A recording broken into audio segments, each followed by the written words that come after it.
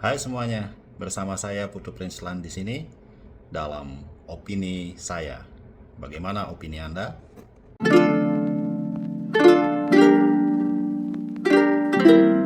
Ada banyak opini yang menyebutkan bahwa bursa saham sebaiknya dihindari karena tempat ini merupakan tempat yang sangat berisiko bagi kita. Fluktuasi yang terjadi di bursa saham seringkali dikaitkan dengan risiko kehilangan uang. Di satu sisi, pendapat tersebut tidaklah salah. Namun di sisi yang lain, alangkah bijaknya jika kita mendalami dengan lebih baik lagi. Mengapa risiko bisa muncul dan apa saja strategi yang harus kita lakukan untuk menghindari risiko kehilangan uang. Opini saya pada kesempatan ini ingin menyampaikan bahwa saya sependapat jika investasi saham merupakan salah satu instrumen investasi terbaik yang dapat menjadi pilihan kita untuk mempersiapkan masa depan yang lebih baik. Melalui bursa saham, kita dapat memilih untuk melakukan akuisisi sesuai dengan porsi yang kita mampu. Kita tidak perlu susah payah membangun perusahaan-perusahaan besar, masuk kepada membangun brand-brand besar yang telah menancap dan mengakar di masyarakat. Sebut saja di sektor konsumer, seperti halnya Indomie, Coca-Cola, Ford, Apple, Samsung, dan lain sebagainya. Bisa kita bayangkan jika kita memiliki dana 1.000 triliun dan dana tersebut diberikan kepada kita, lalu kita di-challenge untuk membangun brand dan perusahaan sekaliber yang tadi saya sebutkan. Pertanyaannya, apakah kita mampu? Belum tentu kita mampu. Pengalaman saya selama beberapa tahun di bursa saham sangatlah variatif.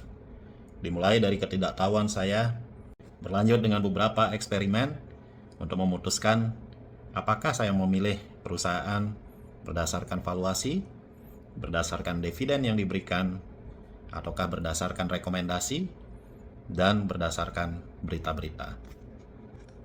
Terlepas dari itu semua, tentunya kita harus memiliki sebuah role model yang menjadi pegangan kita. Dalam hal ini, tentunya kita bersyukur masih memiliki sosok panutan, yakni maestro investasi, the living legend of investment, yakni Warren Buffett. Saya selalu menjadikan beliau sebagai panutan, baik secara mindset maupun langkah-langkah beliau di dalam mengakuisisi perusahaan. Tidak berarti saya mengcopy dan kemudian mempaste apa yang beliau pilih. Jadi yang saya pilih sejatinya adalah model-model pemikiran beliau dan filosofi pemikiran beliau, yakni berinvestasilah di dalam sebuah perusahaan yang merupakan wonderful company at a fair price. Dan itu terbukti.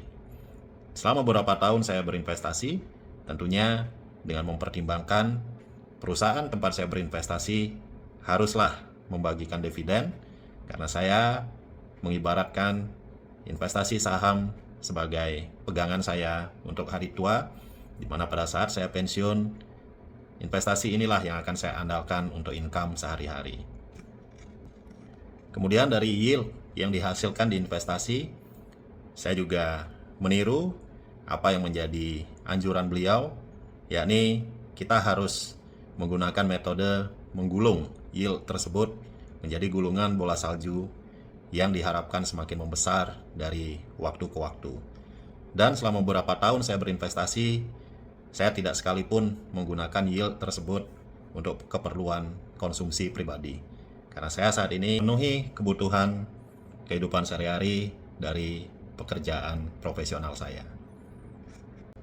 Beberapa bulan lalu, saya sempat mencoba men-tracking perihal akumulasi yield tahunan yang saya peroleh dari investasi gabungan saya, termasuk investasi saham di dalamnya. Dan tanpa saya sadari, saya akumulasikan, ternyata apa yang saya peroleh telah dapat memenuhi kebutuhan hidup sehari-hari saya bersama keluarga, yang mana hasilnya sama besar dengan apa yang saya peroleh secara bulanan di tempat pekerjaan profesional saya. Dan hal ini tentunya memacu saya semakin semangat dan semakin tekun untuk disiplin berinvestasi. Dan inilah yang ingin saya bagi dalam opini saya hari ini, bahwa saham sejatinya adalah instrumen investasi yang baik, asalkan kita melakukannya dengan cara-cara yang seharusnya. Baik, demikian dulu opini saya pada kesempatan ini. Di kesempatan yang akan datang, saya akan mencoba berbagi cara-cara secara teknis apa saja yang perlu kita perhatikan, matriks-matriks apa saja yang perlu kita lihat di dalam menabung atau berinvestasi saham. Terima kasih. Ciao.